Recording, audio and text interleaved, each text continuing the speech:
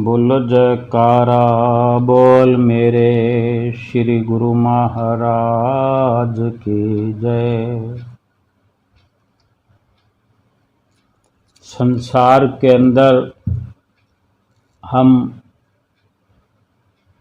जो जीवन जीते आए हैं, जी रहे हैं, वो कैसा भी हो, कैसा उसका परिणाम हो, हम सुखी हों चाहे दुखी हों, लाभ में हों नुकसान में हों, एक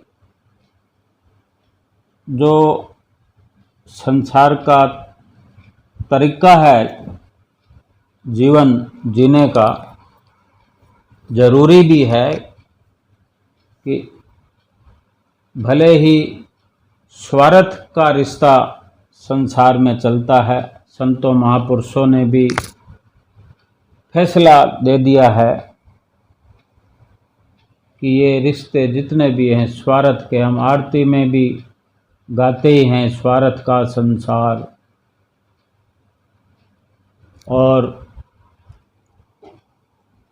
सतगुरु हैं केवल और केवल सतगुरु ही जो हैं बिना स्वार्थ के हमसे रिश्ता रखते हैं।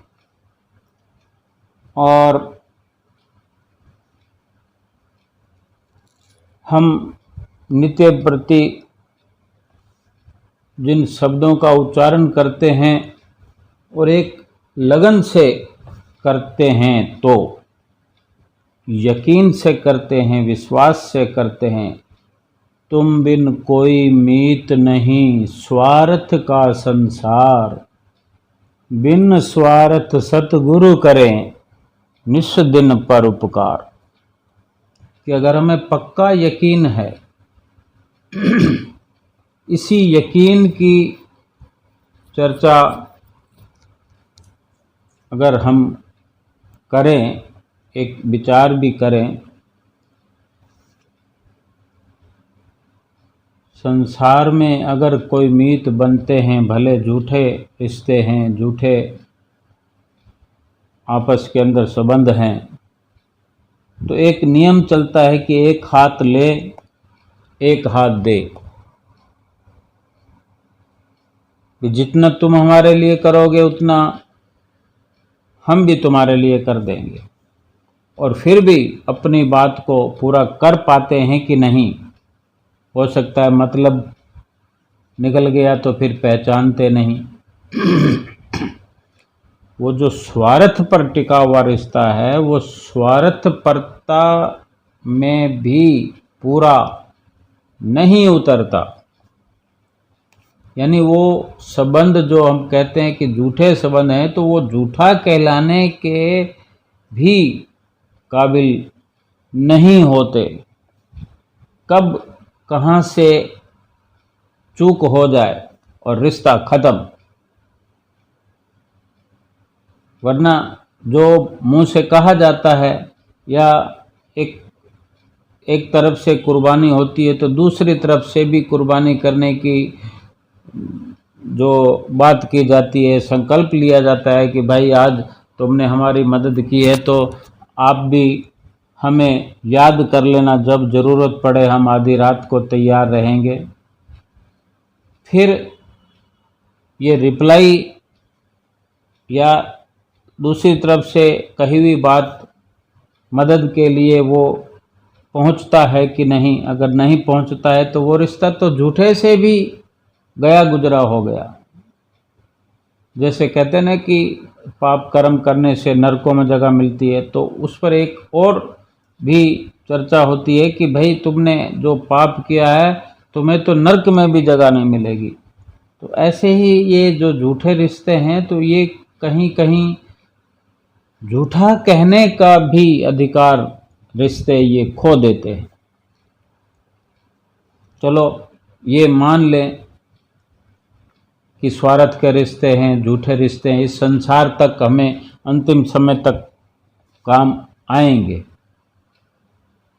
लेकिन संसार के बाद, इस लोक के बाद, वहाँ तो कोई अहमियत नहीं रहेगी, कोई प्रभाव, कोई असर नहीं रहेगा, और शरीर के ही लाभ पहुंचा सकते हैं, शरीर को ही फायदा एक दूसरे को दे सकते हैं, एक दूसरे की मदद कर सकते हैं, शारीरिक मदद कर सकते हैं, या शारीरिक जो समान हैं, शारीरिक स्तर पर किसी भी प्रकार की एक दूसरे की मदद की जा सकती है। लेकिन शरीर झूठा है, शारीरिक सुख सुविधाओं के समान झूठे हैं, शरीर के संबंध सब झूठे हैं, तभी तो ये रिश्ते झूठे कहलाते हैं। फिर सच क्या है? सच तो इस शरीर के अंदर जीवात्मा है। जीवात्मा का लाभ तो ये संसार के लोग नहीं कर सकते। और ये सतगुरु का जो हम नित्य प्रति याद करते हुए उनकी श्री आरती में गायन करते हैं कि बिन स्वार्थ सतगुरु करे निस दिन परोपकार। एक तो बिना स्वार्थ के करते हैं परोपकार, और परोपकार भी जीवात्मा का करते हैं, जो कि इस लोक में भी और परलोक में भी हमारी जीवात्मा का भला लगातार होता रहता है। और इतना भला होता है कि ये जीवात्मा 84 लाख योनियों में जाने की बजाय उसी सतगुरु के साथ मिल जाती है। उनकी चरण शरण जो सच्चे दिल से हासिल कर ली है, उनकी रहनुमाई जो हासिल हो गई है, उनके कहने पर जो हम चल पड़े हैं, तो अपने साथ मिला लेते हैं। ये मेरे सतगुरु का निजी तौर पर परोपकार है, करते ही रहते हैं जब से हमने होश संभाला हो।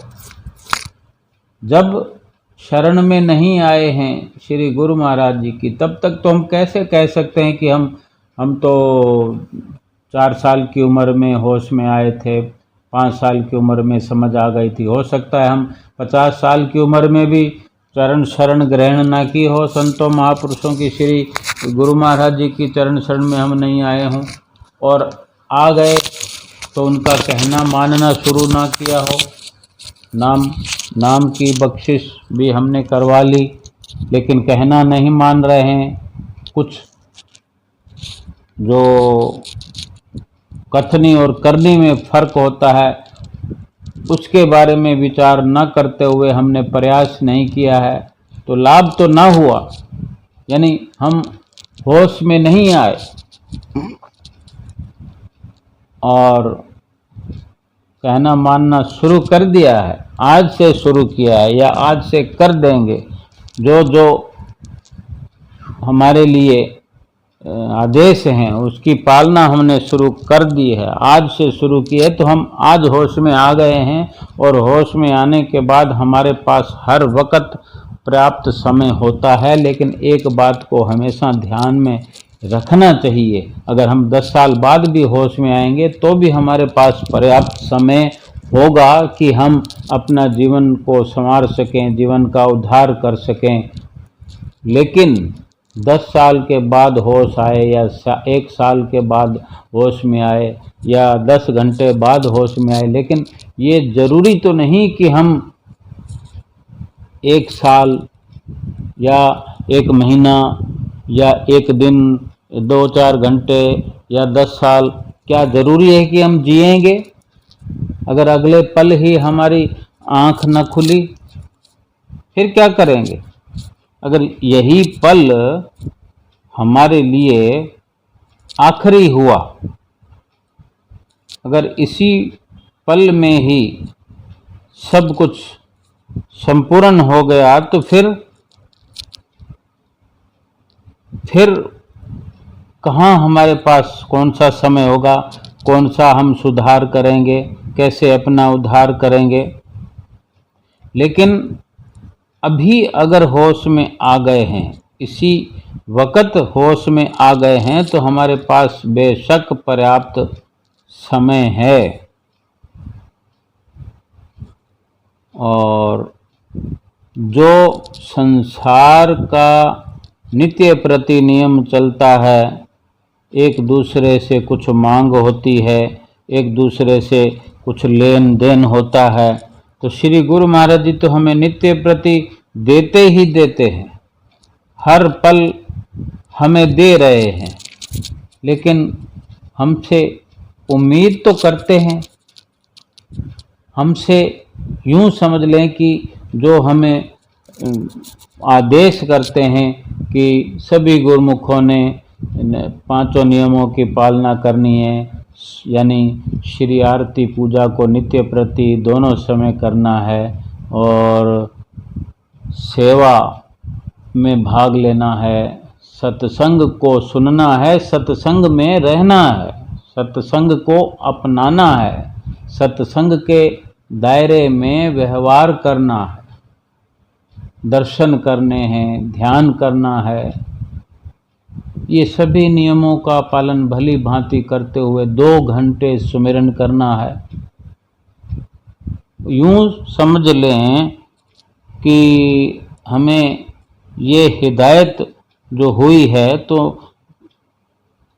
हमसे ये उम्मीद करते हैं, अपना समझ के हमें अपनाने के लिए अपना लिया है, तो अपनाते हुए हमें ये हिदायत की है कि हमने तुम्हें अपना लिया है, गुरुमुखों को अपना लिया है। गुरुमुख अगर अपने गुरु महाराज जी को अपना रहे हैं तो इन नियमों की पालना करें, 2 घंटे सुमिरन करें, तो ये पक्का रिश्ता कायम हो जाएगा, स्थापित हो जाएगा। अगर श्री गुरु महाराज जी हमसे इतनी छोटी सी उम्मीद करते हैं और कुछ हमसे कुर्बानी नहीं मांगते, कोई संसार का धन वैभव नहीं मांगते, कोई सांसारिक संसाधनों की मांग नहीं करते, और क्यों करें मांग, वो आप शहंशाह हैं। मांग तो हम करते रहते हैं हर पल, और हम भी कुछ मांग क्यों करें, ये भी हिदायत करते हैं कि जो हमें इशारा कर दिया कि अगर आप ये कहना मानेंगे तो कुछ मांगने की ज़रूरत नहीं पड़ेगी, और जो रिश्ता कायम करने के लिए तरीका बताया कि रिश्ता पक्का हो जाएगा, और अगर रिश्ता पक्का हो जाता है तो फिर तो हम अपने आप ही श्री गुरु महाराज जी के साथ जो रिश्ता कायम करके हर पल जीवन व्यतीत करेंगे, तो जो कुछ श्री गुरु महाराज जी की ताकत है वो हमारी ताकत भी बन जाएगी। हमारी कमजोरियां तो समाप्त हो जाएंगी, हमारी दुर्बलता नष्ट हो जाएगी। जो हम नित्य प्रति श्री आरती में जो गाते हैं कि मैं निर्बल हूँ, मैं निर्बल अति दीन हूँ, तुम समर्थ बलवान, सब विधि मम रक्षा करो, दीन बंधु भगवान।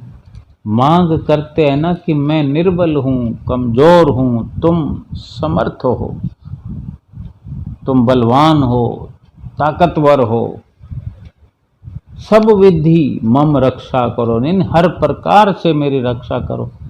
तो जब हमने ये गाते हुए श्री गुरु महाराज जी से रिश्ता पक्का कर लिया, उनके वचनों पर अमल करना शुरू कर दिया, तो ये कहने की ज़रूरत नहीं पड़ेगी कि आप हमारी रक्षा करो, तो रक्षा तो स्वयं होने लगेगी, अपने आप होती चली जाएगी, लोक से परलोक तक रसाई हो जाएगी। कुछ सोचने की जरूरत नहीं है। श्री गुरु महाराज जी क्या इशारा करते हैं, बहुत छोटा सा, संसार में कितना कुछ हम कुर्बान कर देते हैं जिनके साथ रहते हैं, जिनके आजू बाजू रहते हैं, जिनके आमने सामने रहते हैं, जिनके साथ बिजनेस करते हैं, जिनके साथ सुख दुख की कस्में खाते हैं, क्या कुछ कुर्बान करते हैं कि श्वासों का खजाना लुटा देते हैं, शरीर के अंग अंग को समाप्त कर देते हैं, पूरा शरीर निछावर कर देते हैं। जो इतना कीमती था, कीमती बन सकता था, जिससे कीमती कार्य हो सकता था, ये भजन अभ्यास, ये संत महापुरुष ही हमें, श्री गुरु महाराज जी हमें समझाते हैं कि इस शरीर से क्या कर सकते हैं और क्या कर रहे हैं। संसार पर इतना कुछ लुटा देने के बाद भी कुछ प्राप्ति नहीं होती, और श्री गुरु महाराज जी के कहने पर क्या हम इतनी कुर्बानी समझ कर दें? श्री गुरु महाराज जी का कहना मानकर कर दें, विश्वास करके कर दें कि श्री गुरु महाराज जी हमारे भले के लिए कह रहे हैं। भला तो हमारा ही है, हमने श्री गुरु महाराज जी का भला नहीं करना, क्योंकि कर सकते ही नहीं। जब हम अपना ही भला नहीं कर सकते तो हम श्री गुरु महाराज जी का क्या भला कर सकते हैं? हमें भला करवाना है और उनका कहना मानकर अपने मंजिल मकसूद पर जाना है, अपनी मंजिल को पाना है। तो श्री आरती के एक एक लाइन में जो शब्द लिखे हुए हीरे मोतियों के समान, कि गुरु महाराज जी ने जो सुमरन बख्शा है, सुमरन के अंदर हम क्या समझते हैं? केवल बैठ जाने से सुमरन हो जाएगा? इसी आरती में बहुत कुछ लिखा हुआ है। नाव बनाई शब्द की, बहुत किया उपकार, भवसागर में डूबते लीने जीव उबार। कि जो शब्द हमें बख्शा है, जिस शब्द की बख्शिश की है, ये नाव है, नाव। इस पर सुरती को, इस जीवात्मा को, इसके सुरत शब्द का जो मेल करना होता है, अपनी सुरती को इस शब्द के साथ मिलाना है या सवार करना है, इस शब्द रूपी नौका पर बिठला दिया, इस पर सवार कर दिया। श्वासों के सुमरन के साथ, श्वास श्वास सुमरन करते हुए इस शब्द रूपी नौका पर चढ़ करके पार उतरने की कार्रवाई करते करते करते करते एक दिन अपने आप को इस भव सागर से पार कर लेना है, इस सुमरन से। ये सुमरन की ताकत है। इस संसार के अंदर एक एक मंजिल को प्राप्त करने के लिए, एक एक मंजिल पर पहुंचने के लिए एड़ी चोटी का जोर लगाना पड़ता है। अगर हवाई जहाज में भी चढ़ जाएं, बहुत पैसा हमारे पास, लेकिन एड़ी चोटी का जोर तो लगाना पड़ेगा। घर से जाना पड़ेगा, घर से निकलना पड़ेगा, समय का सदुपयोग करना पड़ेगा, अधीनता करने पड़ेगी कि कितने बजे फ्लाइट जाती है। उस फ्लाइट पर चढ़ने के लिए वो हमारे घर पर लेने नहीं आएगी, फ्लाइट वहीं से चलेगी जहां उसका अड्डा है, हवाई अड्डा है। हमको घर से कितने साधन करके, कितनी तैयारियां करके वहां पहुंचना पड़ेगा, कितनी गर्ज करनी पड़ेगी, कितनों के अधीन होना पड़ेगा। अगर बस से जाना होगा तो बस हमारे घर पे नहीं आएगी, रेलगाड़ी पर जाना है तो रेलगाड़ी हमारे घर पे नहीं आएगी। और नाम पर शब्द रूपी नाव पर सुरती को सवार करना है। इस सुरती को, इस जीव को भवसागर पार करने के लिए इस पर सवार होना है, तो कहीं जाने की जरूरत नहीं है। शब्द रूपी जो नाव है वो गुरु महाराज जी ने हमें दे दी है, और हमारे अंदर ही अंदर हमने वो कार्रवाई सुमरन वाली करनी है। बार बार हर सांस में इस पिंड देश की ओर से ब्रह्मांड देश की ओर हमारी सुरती चढ़ती चली जाएगी, और भव सागर पार करने का पूरा पद हासिल हमें हो जाएगा। फिर ये शरीर जहाँ से मिला वहीं, मिट्टी से मिला ये मिट्टी में मिल जाएगा, और जीवात्मा अजर अमर है, लेकिन अजर अमर होते हुए भी इस नश्वर शरीरों को प्राप्त करते हुए, चाहे इंसान के शरीर हैं, चाहे 84 लाख योनियों के शरीर हैं, जन्म दर जन्म, जन्म दर जन्म, भटकते भटकते भटकते भटकते अशांत और परेशान है, लेकिन उन सब योनियों में एक ही ये मनुष्य योनि है। इस मनुष्य योनि में आकर के ये जीवात्मा हमेशा के लिए आज़ाद हो सकती है, ये भटकना समाप्त कर सकती है और सतगुरु के बताए हुए शब्द रूपी नौका पर सवार हो जाए, जो हमें श्री गुरु महाराज जी नित्य प्रति समझाते हैं, हमें जतलाते हैं।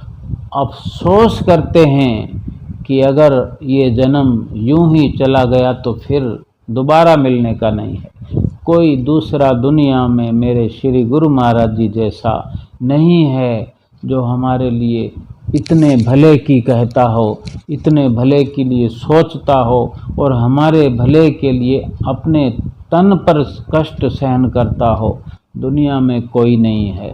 माता पिता भी इस प्रकार से नहीं सोच पाते, उनकी सोच इतनी नहीं दूर तक जाती कि वो हमारे लोक परलोक को संवार सकें। इसलिए सतगुरु जैसा कोई नहीं। सतगुरु के वचनों की संभाल करनी है, कदर करनी है और बड़ी श्रद्धा से, प्यार से उनके वचनों पर अमल करते हुए अपने जीवन को संवार लेना है। घड़ी यही है, मौका भी यही है। बोलो जयकारा बोल मेरे श्री गुरु महाराज की जय।